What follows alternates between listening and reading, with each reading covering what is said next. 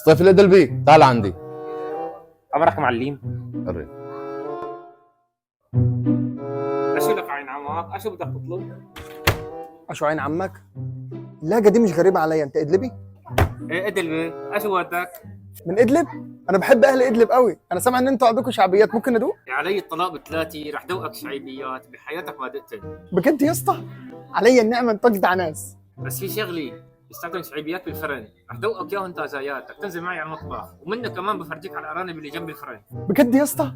انا من صغري بموت في الارانب، كائن لطيف. اشو لك عين عمك؟ علي الطلاق بثلاثه اليوم رح دوقك اطيب شعيبيات بتدوقهم بحياتك، لك انت المعلم احمد بمص فيك من فوق، تفضل معي على الديوانه. احمد مين؟